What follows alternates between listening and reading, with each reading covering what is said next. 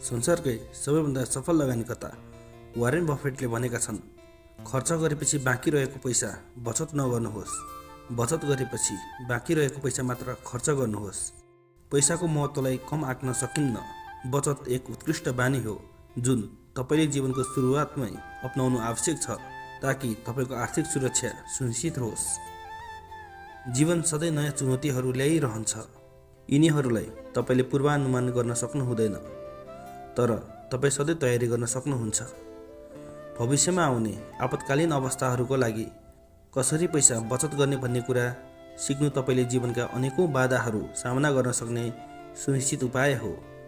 तपाईँको बचतले तपाईँलाई शक्ति र सुरक्षा दिनेछ, जसले गर्दा तपाईँले जीवनका कठिनाइहरू सहजै पार गर्न सक्नुहुन्छ र पूर्ण रूपमा जीवनको आनन्द लिन सक्नुहुन्छ। अब चर्चा गरौँ बचत गर्नुको प्रमुख कारणहरू र किन पैसा बचत गर्नु महत्त्वपूर्ण छ। आकस्मिक खर्चहरू जस्तै स्वास्थ्य सम्बन्धी आपतकालीन अवस्था वा घर वा गाडीको अचानक मर्मत जस्ता खर्चहरूका लागि आपतकालीन कोष राख्न। अवकाशपछि दैनिक खर्चहरू पूरा गर्नका लागि अवकाश कोष बनाउन। आम्दानी दिने लगानीहरू गर्न। घर वा अन्य ठुलो खरिदको लागि डाउन पेमेन्ट गर्न। छोराछोरीको पढाइ वा विवाहका लागि। यी बाहेक पनि पैसा बचत गर्ने तपाईँका आफ्नै कारणहरू हुन सक्छन्, तर बचत त गर्नै पर्छ। अब पैसा बचत गर्ने उत्कृष्ट उपायहरूको चर्चा गरौँ। धेरै ऋण नलिनुहोस्। ऋणले तपाईँको बचत घटाउँछ। तपाईँले ऋण मार्फत ठुलो रकम तुरुन्तै पाउन सक्नुहुन्छ, तर उच्च ब्याज दरले दीर्घकालमा तपाईँको बचत नष्ट पार्न सक्छ। त्यसैले पैसा बचत गर्न ऋण सीमित गर्न अत्यन्त जरुरी छ। गुणस्तरीय सामान खरिद गर्नुहोस्। नक्कली वा न्यून गुणस्तरको सामान सस्तो पर्न सक्छ, तर त्यो टिकाउ हुँदैन। छोटो समयका लागि तपाईँले केही पैसा बचत गर्न सक्नुहुन्छ, तर दीर्घकालमा मर्मत सम्हार वा पुनः खरिदमा अझ बढी खर्च गर्नुपर्ने हुन्छ। त्यसैले सधैँ मूल्य वा गुणस्तरीय वस्तुहरू रोज्नुहोस्। बजेट बनाउनुहोस् र नियमित रूपमा खर्च ट्र्याक गर्नुहोस्। खर्चहरू जीवनको एक हिस्सा हुन्।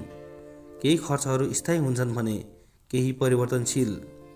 मासिक खर्चहरू ट्र्याक गर्दा तपाईँले आफ्नो पैसा कहाँ खर्च भइरहेको छ भन्ने थाहा पाउनुहुन्छ। एकपटक यो जान्नुभयो भने बजेट बनाउन सजिलो हुन्छ, जसले तपाईँको वित्तीय स्थितिमा सन्तुलन राख्दछ। यसरी तपाईँले आफ्नो पैसा सही ठाउँमा प्रयोग गर्न, भविष्यको योजना बनाउन र आपतकालीन अवस्थाका लागि तयारी गर्न सक्नुहुन्छ। उच्च ब्याजदर भएका ऋणहरू प्राथमिकताका साथ तिर्नुहोस्। तपाईँले लिएको कुनै पनि ऋणमा ब्याज तिर्नुपर्छ। ब्याजदर जति उच्च हुन्छ तपाईँको खर्च पनि त्यति नै बढी हुन्छ। त्यसैले सबै ऋणहरू, विशेष गरी उच्च ब्याजदर भएका ऋणहरू यथाशक्य छिटो तिर्ने हो भने ब्याजको भागमा लाग्ने पैसा बचत गर्न सकिन्छ। आर्थिक रूपमा यो एकदमै बुद्धिमानीको कुरा हो। आपतकालीन कोष निर्माण गर्नुहोस्। आपतकालीन अवस्था कुनै बेला पनि आउन सक्छ, तर तपाईँका नियमित खर्चहरू रोकिँदैनन्। यही कारणले धेरै जस्तो वित्तीय योजनाकारहरूले आपतकालीन कोष बनाउन सल्लाह दिन्छन्। आपतकालीन कोष तपाईँका नियमित र अनिवार्य मासिक खर्चहरूको 3 देखि 6 गुणासम्मको रकम हुनुपर्छ। यसले तपाईँलाई आवश्यकताको बेला ऋणमा भर नपरी सहायता पुर्याउँछ। एटिएम कार्ड सोच विचार गरेर प्रयोग गर्नुहोस्। एटिएम कार्डहरू निकै सजिलो हुन्छन्, त्यसैले धेरैले भुक्तानी वा आपतकालीन अवस्थाहरूमा यसैको प्रयोग गर्छन्। तर एटिएम कार्डको प्रयोग गर्दा आफूसँग कति रकम बाँकी छ भन्ने कुरा हामीले ख्याल नै हुँदैन र समय अगावै हाम्रो रकम सकिन सक्छ। यो समस्या तपाईँको खर्च गर्ने बानीमा सजग भई एटिएम कार्डलाई विशेष आर्थिक आवश्यकता वा आपतकालीन अवस्थामा मात्र प्रयोग गरेर रकम बचाउन सकिन्छ। ठुला खरिदहरूमा स्मार्ट सपिङ गर्नुहोस्। कहिलेकाहीँ हामी सबैले केही ठुला वस्तुहरू खरिद गर्छौँ, जस्तै नयाँ उपकरण, सवारी साधन वा पुरानो फर्निचरहरूको विकल्प। यस्ता समयमा बजारमा उपलब्ध हुने अफरहरू वा छुटहरूको खोजी गरेर नयाँ खरिदमा उत्तम मूल्य प्राप्त गर्नु बुद्धिमानी हुन्छ। यी बचतहरू साना देखिए पनि समयसँगै ठुलो रकममा परिणत हुन सक्छन्। अत्याधिक वा अप्रत्याशित आम्दानीको सदुपयोग गर्नुहोस्।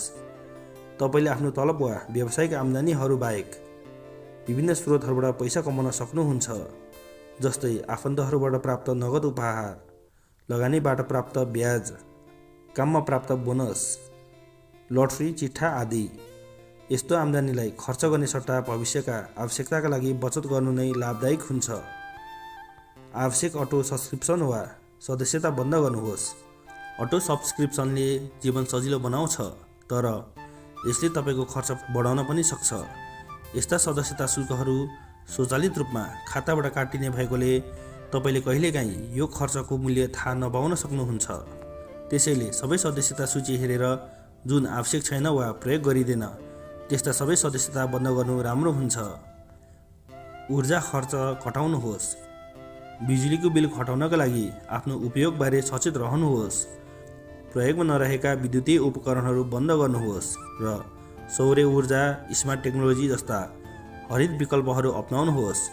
सकेसम्म प्राकृतिक प्रकाशमा भर पर्नु पनि उपयोगी हुन्छ। मोबाइल बिल कम गर्नुहोस्। बजारमा धेरै नेटवर्क प्रदायकहरू उपलब्ध भएका कारण तपाईँ सजिलै विभिन्न योजना तुलना गरेर सस्तो र उपयुक्त योजना छनौट गर्न सक्नुहुन्छ। जस्तै परिवार योजना वा जोडी योजना अपनाएर मोबाइल बिल घटाउन सकिन्छ। बाहिरी खाना वा मनोरञ्जनमा खर्च नगर्नुहोस्। बाहिर खाँदा वा घुम्न जाँदा खर्चको बारेमा सचेत हुनु जरुरी हुन्छ। धेरै जसो मानिसहरू बाहिर जाँदा खर्चको हिसाब राख्दैनन् र अन्ततः धेरै पैसा खर्च हुन्छ। तर यदि तपाईँ खर्चको बारेमा सचेत हुनुहुन्छ भने खर्चमा कटौती गर्न सक्नुहुन्छ। छुट, कुपन कोड र क्यासब्याकको खोजी गर्नुहोस्। छुट, कुपन कोड वा क्यासब्याकहरू खोज्नु खर्च घटाउने राम्रो उपाय हो। धेरै ब्रान्डहरूले समय समयमा विभिन्न छुट तथा पुरस्कारहरू दिन्छन्। तपाईँले आफ्नो खरिदको योजना त्यस्तो समयमा गर्न सक्नुहुन्छ जब विक्रेताले चाडपर्वमा छुट दिइरहेका हुन्छन्, जसले गर्दा तपाईँको खर्च उल्लेखनीय रूपमा घट्न सक्छ। आफै गर्न सिक्नुहोस्। कुनै पनि सानो सानो कामहरू आफै गरेर तपाईँले सेवा शुल्क बचत गर्न सक्नुहुन्छ। यस्तो अभ्यासले तपाईँको सिप पनि बढाउँछ र पैसा पनि बचत हुन्छ। अनलाइन भिडियो हेरेर साना मर्मत तथा दैनिक कामहरू आफै गर्न सक्नुहुन्छ। यसले सहयोगी राख्नु पनि आवश्यकता हटाउँछ र तपाईँको मासिक खर्च घटाउँछ। आवश्यक नभएका सामानहरू बेच्नुहोस्। तपाईँले प्रयोग नगरेका पुराना लुगा, ग्याजेट, जुत्ता, घडी वा अन्य सामग्रीहरू बेच्न सक्नुहुन्छ। यसले तपाईँलाई दुई किसिमले फाइदा पुर्याउँछ। बिक्रीबाट केही पैसा कमाउन सकिन्छ र ती सामानहरूको हेरचाहमा लाग्ने खर्च पनि बचत हुन्छ। बचतलाई बानी बनाउनुहोस्।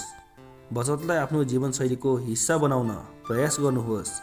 एकपटक बचत तपाईँको बानी बनिसकेपछि तपाईँलाई अलग्गै प्रयास गर्नु नपरिकन नै पैसा बचत गर्न सजिलो हुन्छ। तपाईँ आफै आफ्नो आर्थिक भविष्य र परिवारको भलाइको बारेमा सोच्न थाल्नुहुन्छ। तपाईँलाई छोटो अवधिमा मात्र होइन, दीर्घकालीन लक्ष्यहरूका लागि पैसा बचत गर्न सहयोग पुर्याउने केही सुझावहरू प्रस्तुत गरेको छु। आफ्नो खर्च ट्र्याक गर्नुहोस्। तपाईँ मोबाइल एप मार्फत वा कुनै डायरीमा टिपेर आफ्नो खर्च ट्र्याक गर्न सक्नुहुन्छ। यसले तपाईँलाई अनावश्यक खर्च हटाउन सहयोग गर्छ, जसले बचत बढाउन सक्छ। बजेटमा बचतलाई प्राथमिकता दिनुहोस्। बचतलाई तपाईँको मासिक बजेटमा अनिवार्य हिस्सा बनाउनुहोस्। मासिक रूपमा एक निश्चित प्रतिशत बचत गर्ने दर तोक्नुहोस् र त्यो खर्च जे भए पनि पालना गर्नुहोस्। आफ्नो वित्तीय प्राथमिकताहरू निर्धारण गर्नुहोस्। बिना योजना पैसा बचत वा खर्च गर्नुको साटो छोटो, मध्यम र दीर्घकालीन वित्तीय लक्ष्यहरू तय गर्नुहोस्। यसले तपाईँलाई योजनाबद्ध तरिकाले लक्ष्य पुरा गर्न मार्गनिर्देशन दिन्छ। बजेट छुट्याउनुहोस्। बचत गर्दा सबैभन्दा महत्त्वपूर्ण कुरा भनेको बचतको लागि छुट्याएको पैसा नछुने दृढ सङ्कल्प गर्नु हो। कतिपय अवस्थामा तपाईँ आफ्नो सङ्कल्प भङ्ग गरेर अनावश्यक खर्चमा बचतको पैसा प्रयोग गर्न सक्नुहुन्छ।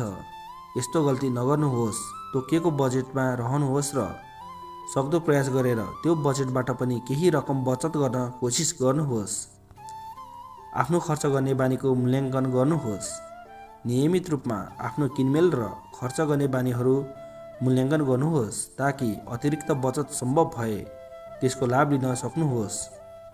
केही महिनाको ब्याङ्क स्टेटमेन्ट वा एटिएम कार्डको विवरण हेरेर तपाईँले कहाँ, के र कसरी खर्च गरिरहनु भएको छ भन्ने पत्ता लगाउन सक्नुहुन्छ। त्यसको आधारमा केही खर्चहरू घटाउन सकिन्छ।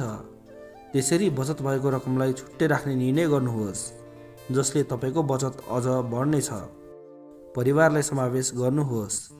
बचत गर्ने बानीमा आफ्नो परिवारका सदस्यहरूलाई पनि सहभागी गराउनु राम्रो रणनीति हो। तपाईँले परिवारभित्रै प्रतिस्पर्धा सिर्जना गर्न सक्नुहुन्छ। प्रत्येक महिना सबैभन्दा धेरै बचत कसले गर्छ भनेर हेर्ने। खर्च घटाउने तरिकाहरू खोज्नुहोस्।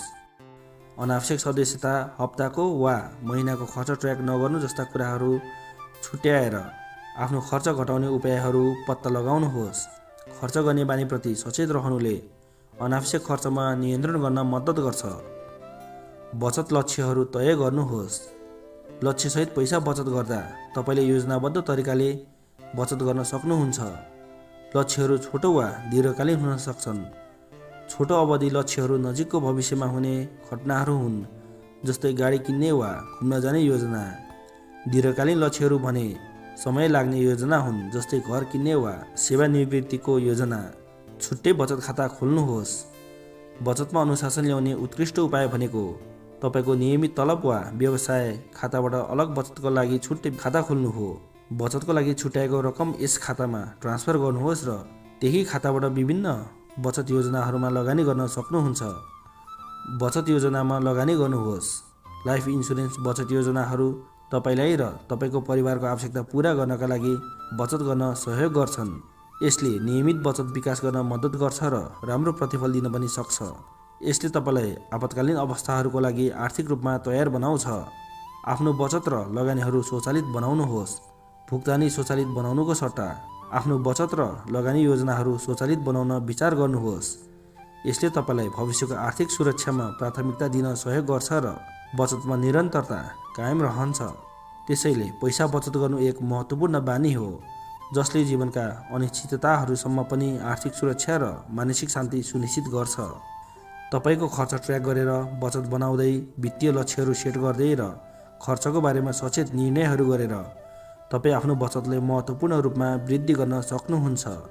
चाहे अनावश्यक ऋण हटाउने, वास्तविक उत्पादनहरूमा लगानी गर्ने वा आपतकालीन कोष बनाउने जस्ता कदमहरू उठाउनुहोस्। बचतको प्रत्येक कदमले तपाईँलाई राम्रो आर्थिक भविष्य सुनिश्चित गर्न मद्दत पुर्याउनेछ। निरन्तरता, अनुशासन र स्मार्ट योजना बनाउने महत्त्वपूर्ण कुरा हो, जसले तपाईँलाई बचत गर्ने बानीलाई एक प्राकृतिक र पुरस्कृत भाग बनाउन मद्दत पुर्याउँछ।